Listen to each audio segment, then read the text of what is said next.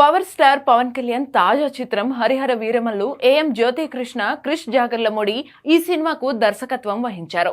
Mega సూర్య production పతాకంపై AM రత్నం నిర్మించారు. Nidhi Agarwal heroine గా నటిస్తుండగా ఎంఎం కీరవాణి సంగీతం అందిస్తున్నారు. మరో 3 రోజుల్లో హరిహర వీరమల్లు వరల్డ్ వైడ్ గా థియేటర్లలో రిలీజ్ కు రెడీ కాబోతోంది. ఇప్పటికే విడుదలైన ట్రైలర్ తో ఈ సినిమాపై అంచనాలు ఓ రేంజ్ కు వెళ్లాయి. కాగా ఈ సినిమా కోసం పవన్ కళ్యాణ్ రంగంలోకి దిగారు.